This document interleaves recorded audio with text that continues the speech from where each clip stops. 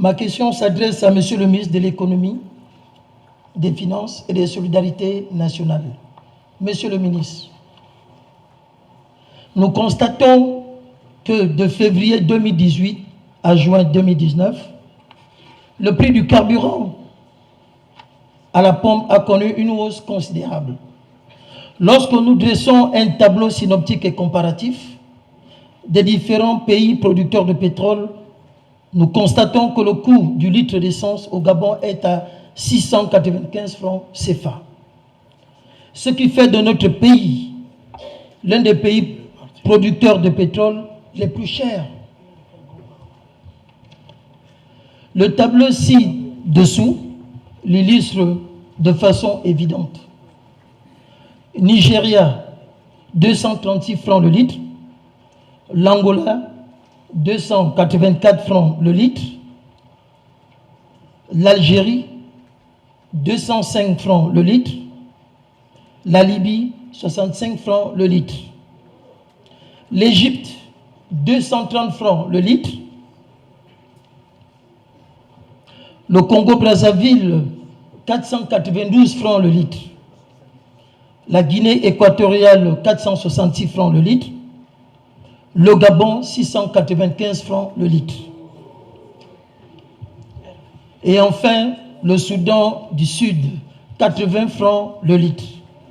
Notre source, www.globalpetroleprice.com. Nous pouvons faire le même constat avec certains pays non producteurs de pétrole comme le Bénin, la Côte d'Ivoire, le Togo. Le litre d'essence est plus élevé au Gabon que dans ces pays non producteurs de pétrole. Le 1er juin 2019, notre pays a subi une nouvelle augmentation du prix du carburant.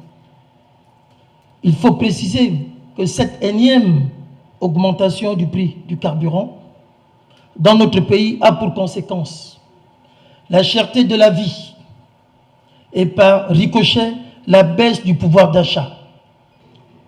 Monsieur le Président, je vais commencer par donner quelques généralités sur les prix du carburant dans notre pays.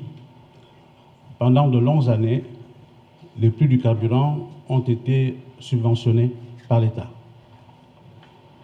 par des blocages de prix, blocages dans l'espace, c'est-à-dire que quel que soit l'endroit où nous sommes au Gabon, on paye exactement le même prix du carburant.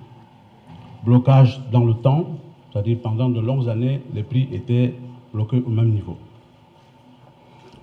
C'est parce que l'État subventionnait. Ces prix étaient bloqués malgré les évolutions qu'il y avait sur ce qu'on appelle les intrants, c'est-à-dire le pétrole brut qui permet de fabriquer le carburant. Et ça coûtait cher. J'ai quelques éléments ici. Entre 2010 et 2015, cela a coûté à l'État 700 milliards de francs CFA. 700 milliards de manque à gagner qui auraient pu être investis dans d'autres secteurs du pays. Cette subvention, en plus, a un côté que je parle injuste, entre guillemets, parce que tout le monde bénéficie de ces subventions, même ceux qui n'en ont pas besoin. Que l'on soit un particulier, que l'on soit une entreprise, que l'on soit une administration, que l'on soit un particulier aisé ou de revenus modestes, nous payons tous le même prix de carburant subventionné par l'État. Donc, face à cette situation, compte tenu du contexte dans lequel le pays a évolué, surtout en 2015, l'État a décidé de revoir le système de subvention du pétrole, du carburant. On a donc supprimé, il a été décidé de supprimer les subventions de l'essence et du gasoil, mais en maintenant les subventions sur le pétrole lampant et le gaz butane. Je ne porte pas de jugement de valeur sur les raisons qui ont amené, mais c'est ce qui a été décidé. Et donc, depuis cette date-là, nous sommes dans un système où le prix du carburant est indexé à l'évolution du prix du pétrole brut. Si le prix du pétrole brut augmente, le prix du carburant va augmenter. S'il baisse, le prix du carburant va baisser.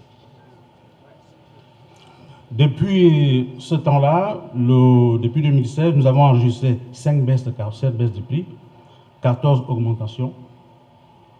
21 maintien du prix. Et depuis ce temps-là également, la subvention qui est faite, qui est maintenue, est de 2 milliards environ par mois et qui concerne uniquement, comme je l'ai indiqué, le pétrole lampant et le gaz butane. Ça, c'est le système dans lequel nous évoluons comme ça, qui explique effectivement que les prix du carburant augmentent. Il a augmenté récemment parce que le prix du pétrole brut sur le marché a augmenté aussi. Parce que nous sommes dans un système où on a indexé le prix du carburant au coût du baril du pétrole. Ça, c'est le système dans lequel nous sommes aujourd'hui, que nous devons tous assumer. Alors, pour revenir maintenant sur les questions précises d'honorables députés, avec les comparaisons qui ont été faites avec les pays, d'autres pays, pays producteurs, pays non producteurs de pétrole. À la première question, pourquoi le prix du carburant est plus élevé ici que dans les pays qui ne sont pas producteurs de pétrole?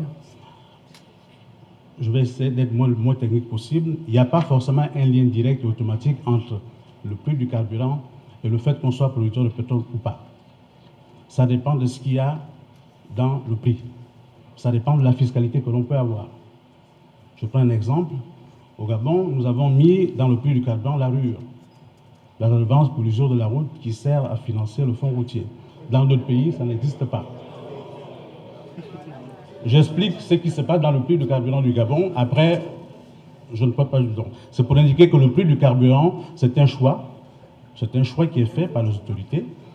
Donc, bien sûr, il y a la matière première qui a un prix. Et puis, il y a tout ce que l'État décide de mettre à l'intérieur. Les taxes que l'on met là-dedans, c'est ce qui explique qu'il n'y a pas de lien automatique et direct entre le fait qu'on produit du pétrole et par rapport au prix du carburant. Parfois même, il peut être préférable de ne pas avoir une raffinerie parce que la raffinerie a un coût. La fabrication du carburant a un coût. Il peut être préférable d'importer du carburant et de le revendre avec une marge. Donc, ce qui fait qu'il peut arriver qu'un pays qui produit du pétrole puisse vendre des prix qui sont plus élevés parce que la raffinerie, peut-être, coûte plus cher. Parce qu'une raffinerie, c'est une usine, c'est des employés, c'est des collaborateurs, c'est toute une série d'éléments. Donc, pour dire qu'il n'y a pas un lien automatique et direct entre le fait qu'on produit du pétrole et le prix du carburant. Il n'y a pas de lien direct par rapport à cela. Donc, je ne peux pas répondre à cette question de comparaison. S'il vous plaît, chers collègues, écoutez le ministre. Je ne peux pas répondre en vous disant que par rapport aux pays qui n'ont pas de pétrole, qui ne produisent pas de pétrole aujourd'hui, parce que ça dépend de ce que chaque pays met dans le prix qui est fixé. Ça dépend de beaucoup de choses, ça dépend de la fiscalité. L'autre question que vous avez posée, c'est quels sont les différents facteurs qui sont liés à cette hausse massive du prix de l'essence dans notre pays. J'ai commencé à donner quelques éléments tout à l'heure, des réponses, parce que nous avons mis en place un système d'indexation du carburant. Quand le prix du pétrole brut augmente, le prix du carburant augmente automatiquement, parce que nous avons mis ça en place. Quand ça baisse aussi. Nous avons également fait le choix de mettre certains éléments dans le prix du carburant. Des choix que nous avons fait, des choix au niveau fiscal que nous avons fait, qui expliquent la situation que nous avons aujourd'hui. Pensez-vous que les Gabonais peuvent espérer une diminution des prix du carburant d'ici fin 2019? Peut-être oui, peut-être non, parce que par définition, nous avons fait le choix, encore une fois, un choix qui peut être discutable, hein, nous avons fait le choix d'indexer le prix du carburant au prix du pétrole. Donc, à chaque fois que le prix va évoluer, ben, ça va augmenter ou baisser. Bon. Ce que je peux dire simplement, c'est que dans le prix également, il y a d'autres éléments que nous avons mis en place sur le prix du stockage. Il faut savoir quand vous payez le carburant, il y a également un montant qui correspond à la SGPP où on entrepose le carburant. Donc, il y a des mesures qui ont été prises pour que nous ayons plus d'espace pour stocker, et donc ce qui pourrait amener à ce que le coût du stockage coûte moins cher et ce qui pourrait amener à ce que les prix baissent.